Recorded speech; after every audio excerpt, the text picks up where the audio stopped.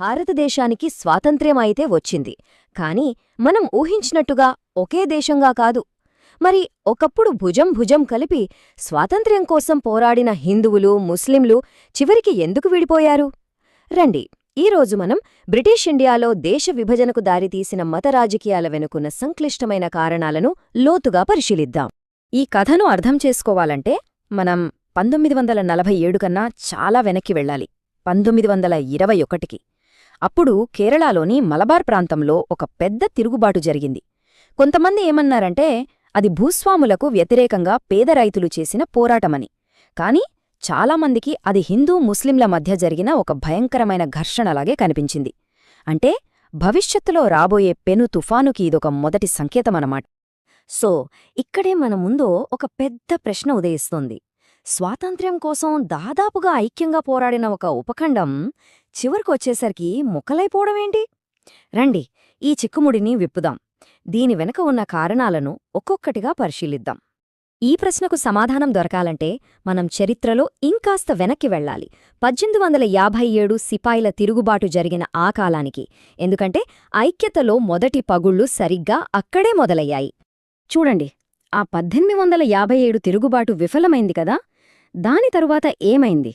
అప్పటిదాకా పాలకులుగా ఉన్న ముస్లిం ఉన్నత వర్గం వాళ్లు సర్వం కోల్పోయారు. అధికారం, భూములు, ఉద్యోగాలు అన్నీ పోయాయి. వాళ్లు కొత్తగా వచ్చిన బ్రిటిష్ వ్యవస్థను, వాళ్ల చదువులను మొదట్లో తీవ్రంగా వ్యతిరేకించారు.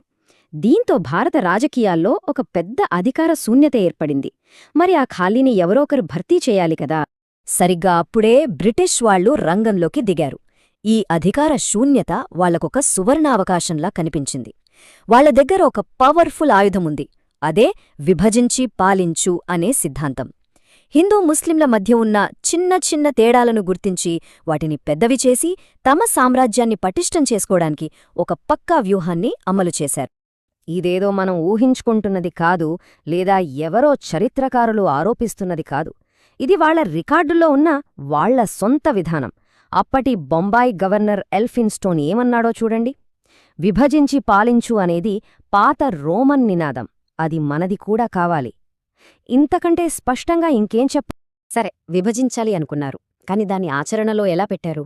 వాళ్ల దగ్గరున్న బ్రహ్మాస్త్రమేంటంటే ప్రత్యేక నియోజకవర్గాలు. 1909లో మింటో మోర్లీ సంస్కరణల పేరుతో దీన్ని తీసుకొచ్చారు. దీని ప్రకారం ఏంటంటే ముస్లిం ఓటర్లు కేవలం ముస్లిం అభ్యర్థులకు మాత్రమే ఓటు వెయ్యాలి, అంతే. ఒక్క నిర్ణయంతో భారత రాజకీయాల డిఎన్ఏనే మార్చేశారు. రాజకీయాలను మతంతో శాశ్వతంగా ముడిపెట్టేశారు. వాళ్ల అసలు ప్లాన్ ఏంటో చెప్పడానికి ఇంతకన్నా మంచి ఉదాహరణ ఉండదు. ఒక బ్రిటిష్ అధికారి ఏకంగా ఇలా సంబరపడ్డాడు. అమ్మయ్యా, 6,20,00,000 మంది ప్రజలు కాంగ్రెస్ లాంటి దేశద్రోహ వర్గాల్లో చేరకుండా ఆపగలిగాం. వాళ్లు కేవలం పరిపాలించట్లేదు, భారత సమాజాన్ని వ్యూహాత్మకంగా విడదీస్తున్నారు. సరే, ఒకవైపు బ్రిటిష్ వాళ్లు ఇలా నిప్పు రాజేస్తుంటే మరోవైపు మనలో మనకే కొన్ని మార్పులొస్తున్నాయి. హిందువులు, ముస్లింలు తమను తాము వేర్వేరు మతపరమైన గుర్తింపులతో చూసుకోవడం మొదలుపెట్టారు. ఇది రెండు సమాంతర ప్రవాహాల్లాగా కొన్నిసార్లు ఒకదానితో ఒకటి పోటీపడే జాతీయవాద ఉద్యమాలకు దారితీసింది. ఈ రెండు ఆలోచనాధారలకి ఇద్దరు ముఖ్యమైన వ్యక్తులు ప్రతీకులుగా నిలిచారు. ఒకవైపు సర్ సయ్యద్ అహ్మద్ ఖాన్, ఆధునిక ముస్లిం రాజకీయ చైతన్యానికి దారిచూపిన వ్యక్తి. మరోవైపు మదన్ మోహన్ మాలవ్య, హిందూ జాతీయవాదానికి ఒక బలమైన గొంతుకగా మారిన వ్యక్తి. ఈ రెండు ఉద్యమాల లక్ష్యాలు, వాటి వెనకున్న భయాలు ఒకదానికొకటి అద్దం పడతాయి. ఒకవైపు అలీగఢ్ ఉద్యమం ఏమనుకుందంటే ఇది హిందూ మెజారిటీ దేశం కాబట్టి మన భవిష్యత్తు ఏంటి అని ఆందోళన చెంది బ్రిటిష్ వాళ్లతో కలిసి పనిచేసి మన వాటాను మనం కాపాడుకోవాలి అని చూసింది. దీనికి ప్రతిస్పందనగా మరోవైపు ఆర్య సమాజ్ లాంటి హిందూ పునరుజ్జీవన ఉద్యమాలు హిందూ మతం యొక్క గొప్పతనాన్ని చాటుతూ అఖండ హిందుస్థాన్ కోసం పిలుపునిచ్చాయి. చూశారా, ఇక్కడ ఒకరి భయం ఇంకొకరి చర్యకు దారితీసింది. ఇదొక విషవలయంలా తయారైంది. ఈ ఐడియాలజీలు కేవలం పుస్తకాలకో ప్రసంగాలకో పరిమితం కాలేదు. అవి మెల్లమెల్లగా బలమైన రాజకీయ సంస్థలుగా రూపుదిద్దుకున్నాయి.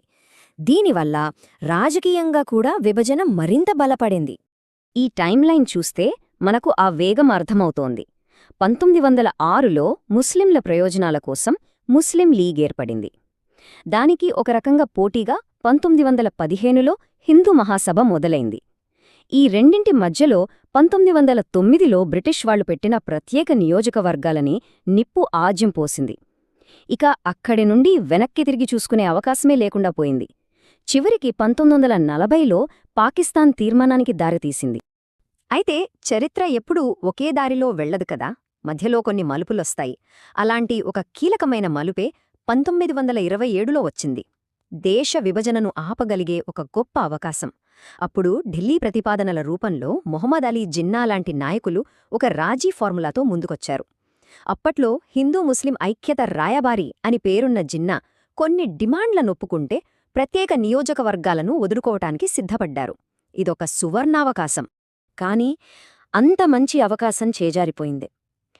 1928లో జరిగిన సర్వపక్ష సమావేశంలో హిందూ మహాసభకు చెందిన నాయకులు ఈ రాజీ ప్రతిపాదనను పూర్తిగా వ్యతిరేకించారు. ఇది చరిత్రలో జరిగిన ఒక పెద్ద తప్పు. ఆ క్షణం తర్వాత చాలామంది ముస్లిం నాయకులకు ఒక విషయం స్పష్టమైపోయింది. కాంగ్రెస్తో కలిసి ప్రయాణించడం కంటే బ్రిటిష్ వాళ్లతోనే తమకు న్యాయం జరుగుతుందని నమ్మడం మొదలుపెట్టారు. నమ్మకమనేది ఇక్కడే పూర్తిగా దెబ్బతింది. ఒకసారి నమ్మకం విరిగిపోయాక దాన్ని మళ్లీ అతకడం చాలా కష్టం.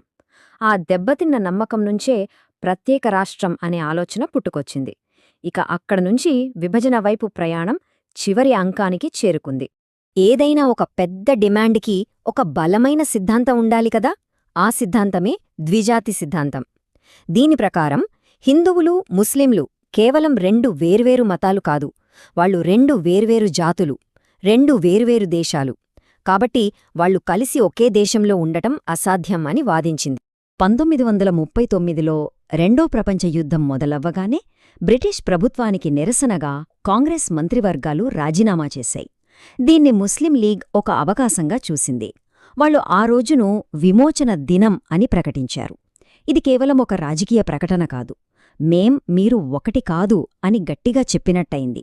ఇది రెండు వర్గాల మధ్య ఉన్న అగాధాన్ని మరింత పెంచింది. యుద్ధం ముగిసింది. బ్రిటిష్ వాళ్లు వెళ్లిపోవడానికి సిద్ధమయ్యారు. వెళ్లే ముందు ఐక్య భారతదేశాన్ని కాపాడటానికి చివరి ప్రయత్నం చేశారు. అదే 1946 క్యాబినెట్ మిషన్ ప్లాన్. ఇది చాలా క్లిష్టమైన ప్లాన్.